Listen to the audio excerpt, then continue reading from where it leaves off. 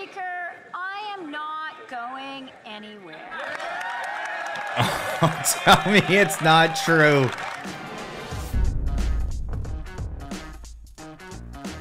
Now in this video, we're going to be talking about why Canada's economy is on the ropes and what you can do to protect some of your savings by investing some of it, a portion of it, into precious metals, which has been historically the way to hedge inflation. We're going to get into that a bit more later in the video, but let's look at one of the worst pieces of financial advice ever given. Probably this might take the cake.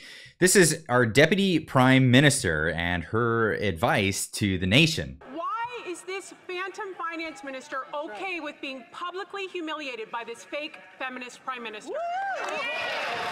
Mr. Speaker, the only people being humiliated today are Conservative MPs who have to listen to their colleagues wallow in the mud of personal character assassination. But what we are focused on is representing and working for Canadians. That's why, Mr. Speaker, the real news today is 30-year mortgage amortizations for all first-time home buyers. That's the real news. That is the real news. That they've actually, what they're doing is they're encouraging people to get into the housing market, get into the real estate market at its peak as it's coming down. Well, what's happening here is the government is trying to prop up an already bubble economy, probably the biggest bubble economy the world has ever seen in real estate. Now, Canada relaxes some mortgage rules to tackle housing crisis. It's not going to tackle the crisis. This is just going to exacerbate or probably kick the can down the road a little bit, making sure more people get in so that more people will be holding the bag at the end of the day. Government increasing cap on insured mortgages, expanding 30-year loans to more buyers. Amortization rates up to 30 years. That's right. As you're in your, maybe in your 30s, your 40s, maybe even into your 50s. Let's get into a 30-year mortgage because you can't do it any other way. Finance Minister Chrystia Freeland on Monday announced changes to some mortgage rules as a part of an effort to make housing more affordable, to inflate the bubble, to keep that bubble going. They were hoping with the lower interest rates that you were gonna see a market demand. We're going to get into that, but it didn't happen. It was a flop. So this is the next effort. Let's amortize those mortgages out. We don't want the prices to come down for people. We don't want houses to be more affordable. We want to prop this bubble up, is what the government is saying through this. Although some housing experts are doubtful that the new measures will have meaningful long-term impact on housing affordability and say they might even push prices up. Well, that's what I'm saying here. The federal government will increase the cap to uninsured mortgages to $1.5 million. Yeah, that's right. If you work at a Walmart stocking shelves, you're eligible for a $1.5 million home. You can get this loan for $1.5 million as long as you can stretch that amortization out as far as possible, effective December 15th, which would allow more people to buy a house with a down payment below 20%. This is where we're going. Now, this is actually mediocre news. This isn't CBC poo-pooing on the government. Let's look at the real news here. Better Dwelling reporting on this, saying Canadian real estate prices slip further on weak demand, rising inventory. Why is there rising inventory? Well, because people are putting their houses up for sale because they can't afford what they're already in. And this is what's fueling this. Canadian real estate remains pudding soft despite expectations that rate cuts would firm the market. Canadian Real Estate Association data shows that the price of a composite benchmark typical home fell in August. Weaker demand and rising supply were a general backdrop as lower rates motivated more sellers to jump into the market than buyers. Experts originally anticipated markets boost from further rate cuts, but now share uncertainty as dark clouds form over the labor market. And that's where we are with this. Now, Canadian real estate real estate prices see double dip of negative growth. This is not just recently. This has been happening for some time. Over the past 12 months, home prices have generally weakened further. Annual growth remains negative, with prices at 3.9%.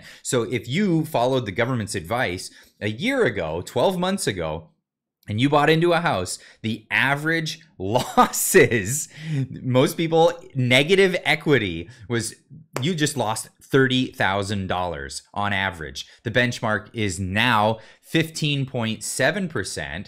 So that's $134,000 below the record high. So if you bought it at its very most high, well, sorry, you just lost $135,000.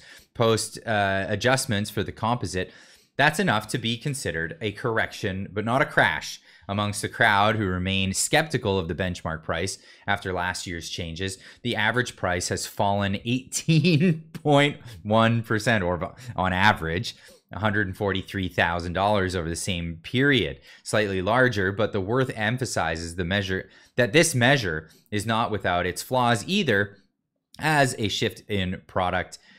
Detached homes and condos can obfuscate the change in prices. So essentially, we've got a lot of different products out on the market, and that's where we are. Now, Canadian real estate remains relatively weak and didn't change the anticipated boost from rate cuts. That was largely due to the market already having access to cheaper credit via fixed rates. Now, the whole hope here was they put political pressure on the Bank of Canada to lower their rates, and they've done it a few times in a row now, only by 25 basis points, so 1/4% each time. But the hope was that it was going to foster more growth in the market, and this was the government as well as realtors that want to make commissions on sales by putting people in and telling them that you're in a great investment buying into a house at the high, just as the market's coming down, or even perhaps might even see a crash. When the failure to launch first occurred, experts believe rates would have to be slashed much lower, at least below 4 points. However, as of this morning, the narrative has changed, as several economists stated it's unclear how low rates would need to fall and whether the labor market will erode faster than rates, leading to weaker demand. That's right. Our labor market is doing terribly. We have an extra million or so people in the country and not enough jobs to go around. So people are having a hard time affording these $1 million homes. This is where we're at. And this is what our government wants to do. It wants to prop up this economy by lying to us and telling us that we're doing good. It's all good. Don't worry about it. Get into that big, huge investment. Don't be concerned that you may end up defaulting on it. Before diving into the new mortgage rules, I'd just like to say a couple of words about the Canadian economy. We've had some positive news over the past few months. We have now had inflation down within the Bank of Canada's target range for 7 months in a row. And in July, inflation hit a 40-month low. We've seen the Bank of Canada lead the G7 in cutting interest rates. Canada has now been the first G7 country to cut interest rates for the first time, the first G7 country to cut interest rates for the second time, and the first G7 country to cut interest rates for the third time. It looks as if a soft landing is in sight. We've now seen wages outpacing inflation for 18 months in a row. That is really important for hardworking Canadians because it means their paychecks have more purchasing power. This is absolutely false. I mean, you just have to go out and ask people, hey, are you making more money than the inflation is rising?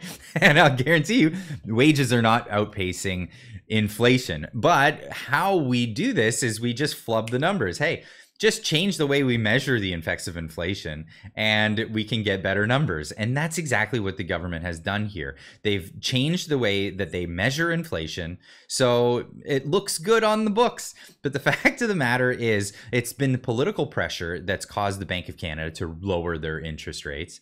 And it's only that. It's only that we're prematurely lowering interest rates when interest rates should be going up due to malinvestment in the economy. And malinvestment being, that's right, the real estate bubble. The bubble is expanding still. Well, it's actually trying to pop, but the government is doing their very best to keep it inflated, and they're hoping that you'll be the one to keep that inflated. Now, back to this article here from the Globe and Mail, why Canada's economy is on the ropes.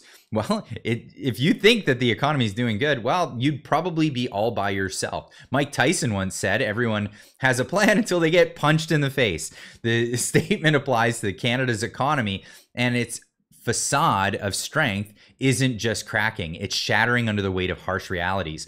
As the Canadian economy picks itself off the canvas, and we assess the damage from the impacts of the unprecedented government spending during the COVID-19 pandemic, we must all confront a brutal truth. The private sector has been taking a beating for years, and only now are we seeing that the full extent of the carnage is as the public sector increasingly dominates the economic arena. Yeah, that's right. The government is the biggest player in the economy. That's just think about that for a second.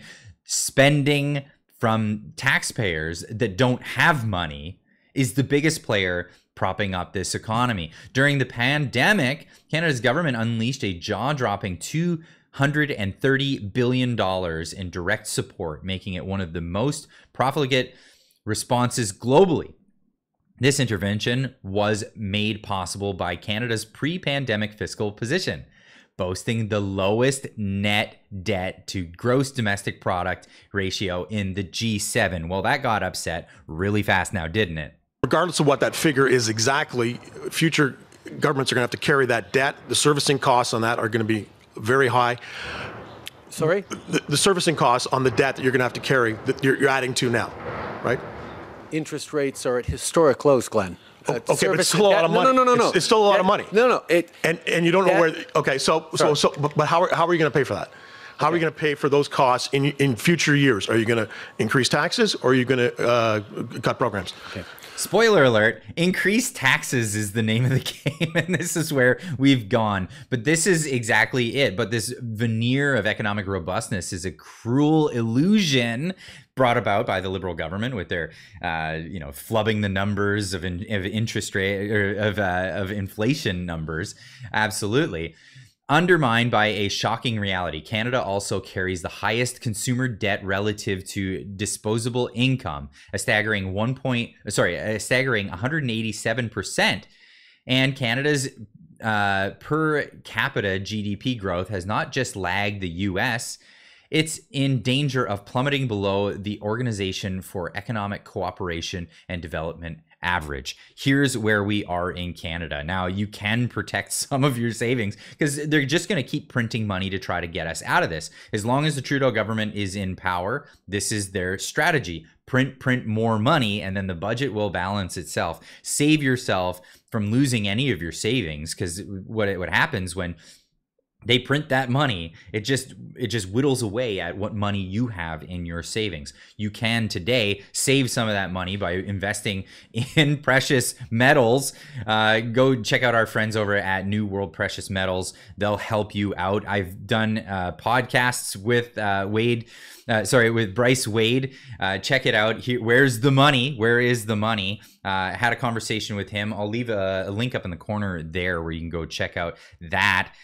Link is in the description down below, and you can just screen grab this portion of the video right here. Get that QR code. It'll send you over there so you can start investing today. Put some of that money, put some of your savings in that as a hedge against this inflation that the government is putting out there. Most people will try to go into the stock market. People will try to get their money out of the Canadian dollar, maybe perhaps go into the US dollar, but they're in free fall as well. Maybe not as much as the Canadian dollar, but you can always hedge with this here. Now, the government is not stopping with any of this. Government.exe is corrupt, pointing this out. Christopher Freeland spent $2 billion of taxpayer funds to buy shares in a company that doesn't exist, and another $95 billion went to missing under Catherine McKenna. Hundreds of millions more went to Quebec vaccine plant that was shut down. We got nothing out of that. Then there's the SNC fraud, We Charity fraud, and Arrive scam fraud. Now the Liberals are handing out another $2 billion to invest in satellites to compete with Elon Musk that will likely never be launched into space. This is why Trudeau has no interest in stepping down. He's trying to embezzle his way into billionaire status. And that's where we are with this all today in Canada. I'd love to hear what you have to say. Leave a comment in the comment section down below. Are you going to take the financial advice of Christopher Freeland? Are you going to jump into the housing market, jump into real estate right on its very peak? Actually, it's not at its very peak anymore. It's down about 20% year over year. But are you going to jump into that, or are you going to refrain and perhaps get into something a little safer like precious metals, something like that? Anyway, leave a comment in the comment section down below. Let me know what you think. And of course, we'll see you in the next one. Keep on trucking.